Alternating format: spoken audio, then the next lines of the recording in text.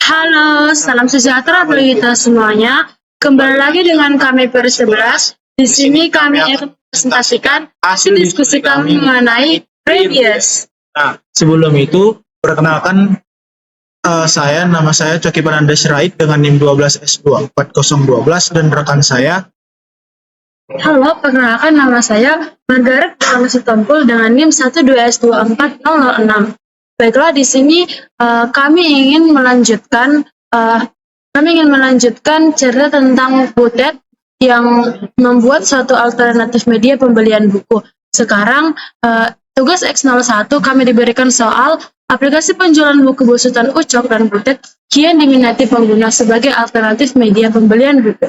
Menyambut akhir tahun, dimulai dari bulan November yang akan datang, direncanakan untuk diselenggarakan event bertajuk End Year Giveaway. Salah satu program yang dilaksanakan pada event tersebut adalah Freebies, yang akan menggratiskan pembelian terhadap buku yang paling murah pada transaksi minimum $100. Selain itu, transaksi juga melibatkan paling sedikit 2 buku. Sebagai contoh, pada sebuah transaksi melibatkan 4 buah buku, masing-masing senilai 24,99, 31,99, 58,15, dan 27,55. Dengan demikian, total nilai transaksi adalah $142,68, sehingga memenuhi syarat untuk digratiskan pada item yang nilainya yang paling murah. Pada contoh ini, item pertama adalah yang paling murah, dan nilai transaksi menjadi 143,68 dikurang dengan 24,99, di mana 24,99 adalah nilai yang paling murah dari buku yang kami input, kemudian menghasilkan 117,69. Untuk mengimplementasikan program Freebies, Ucok selanjutnya merancang skematik input-output sebagai berikut. Yang pertama, aplikasi membaca buku, masukkan harga dari buku secara terus-menerus hingga diperintahkan untuk berhenti. Perintah berhenti ditandai dengan memasukkan nilai 0. Aplikasi selanjutnya menghitung nilai total transaksi. Untuk transaksi yang melibatkan paling sedikit 2 buah buku dengan nilai minimum $100 digratiskan untuk item yang paling murah. Itulah ya item kita yang bernilai 24,99.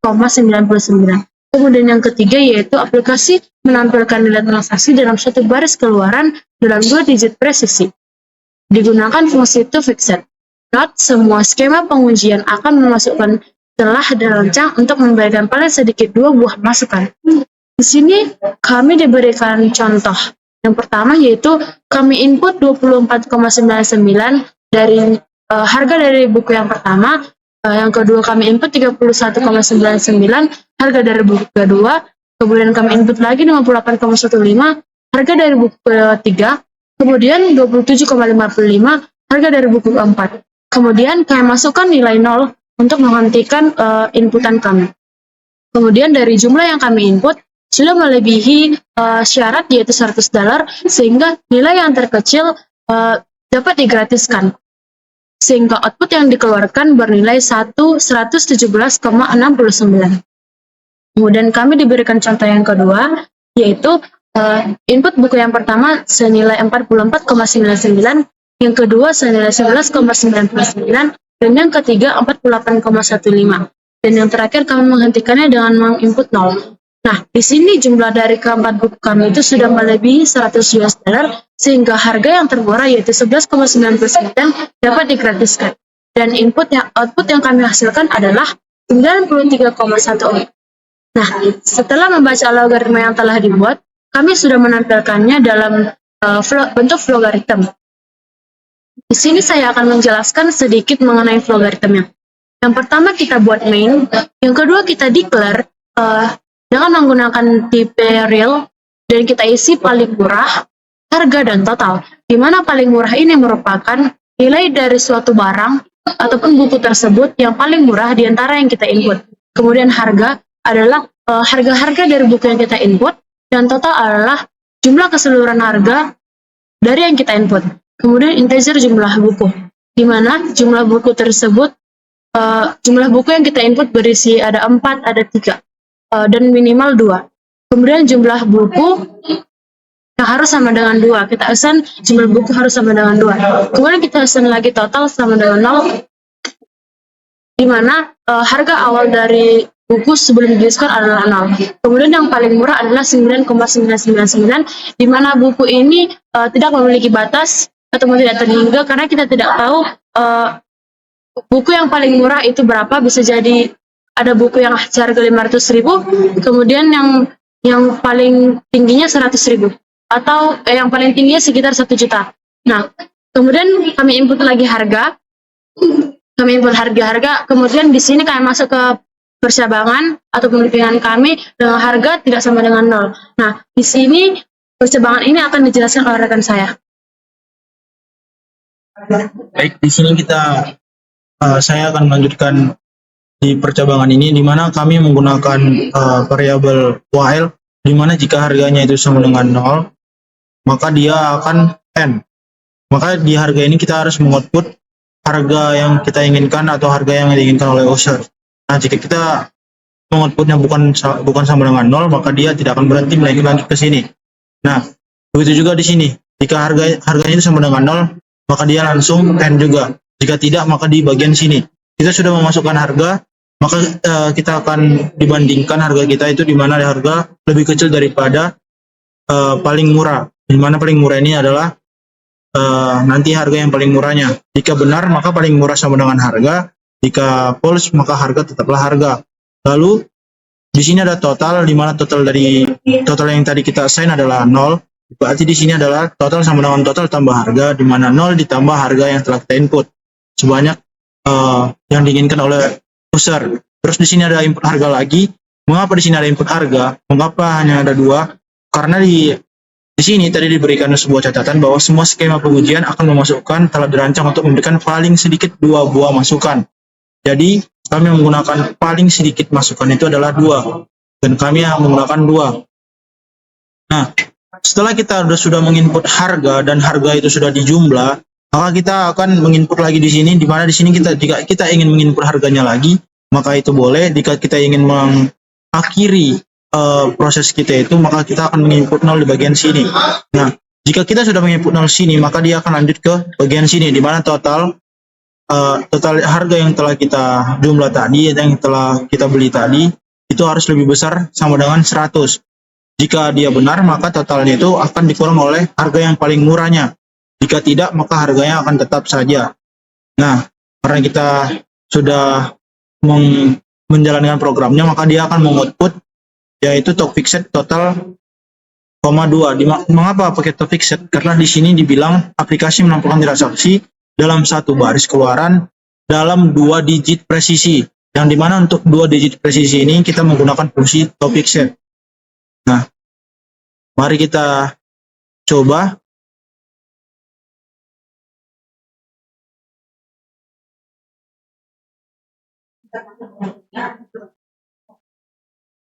Nah, kita akan memasukkan example yang pertama, contoh yang pertama, yaitu 24,99.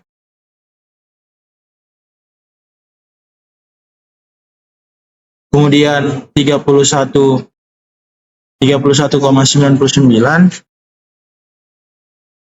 Kemudian 58,15.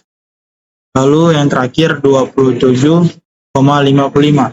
Nah, karena di contoh ini inputannya hanya 4 yang diminta atau yang diinginkan oleh penginput usernya, maka untuk mengakhirinya seperti yang dikatakan di sini, aplikasi terus-menerus hingga diperintahkan untuk berhenti. Maka di sini dia diperintahkan untuk berhenti, yaitu dengan ditandai dengan memasukkan nilai 0. Maka agar programnya berhenti, kita menggunakan 0. Nah, di sini jumlah dari keseluruhan ini, total dari input yang kita masukkan ini sudah lebih dari 100, hingga harga yang paling murahnya itu akan dihilangkan atau dikurangkan dengan total seluruhan, dan hasilnya adalah 117,69. Kemudian kita coba lagi dengan contoh yang kedua, di mana contoh kedua itu 44,99, lalu 11,99, kemudian 48,15. Nah, Di sini kita sudah tahu bahwa jika kita menjumlahkan ini pasti sudah lebih daripada 100. Sehingga total dari seluruh ini akan dikurangi dengan harga yang paling murah, yaitu 11,99. Karena kita sudah selesai untuk menginputnya dan kita menginginkan untuk berhenti, maka kita menginput 0 dan dia berhenti. Dan jumlahnya karena keseluruhan sudah dikurang oleh total, karena totalnya sudah dikurang dengan harga yang paling murah, maka hasil yang kita dapatkan ialah 93,14. Jadi mungkin itu dari sekian dari kami. Kesulitan yang kami hadapi dalam membuat atau mengerjakan tugas X01 ini cukup signifikan, yaitu di bagian pemilihan variabel, di mana kami awalnya memilih dual dan kami mencobanya memang berhasil, tetapi kan dual itu dia harus ada sekali pengujian atau dia determinix, sedangkan di while ini dia itu non determinix, atau kita sudah menentukan akhirnya, yaitu bagian sini dan ini harganya tidak boleh sama dengan 0.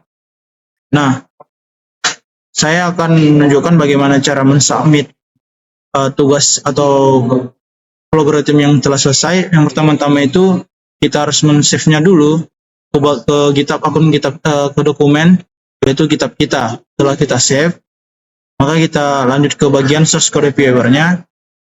Nah, setelah kita sudah nyampe di sini, kita akan membuatnya ke bahasa Java, dan seperti yang dikatakan oleh di sini, yaitu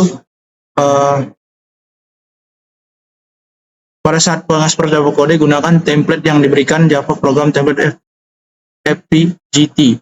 Nah, di sini kita akan menggunakan template-nya, yaitu kita klik ini, kemudian kita open, lalu kita pilih Java Program Template-nya. Setelah kita ubah template-nya, kita salin. Setelah kita salin, kita pergi ke Visual Studio Code, terus menempelkan kode yang kita tadi copy, kita paste. Kemudian setelah kita paste, kita ubah di bagian sininya menjadi X01 sesuai dengan nama tugasnya. Kemudian ke changelogs, kita tuliskan beberapa changelogs kita. Mungkin di sini ada kami telah menyelesaikan tugas, atau mungkin kita bisa menambahi kami telah perbaiki error. Nah, setelah kita sudah selesai mempaste kode Java-nya, kemudian sudah menambahkan changelogs-nya, maka kita save.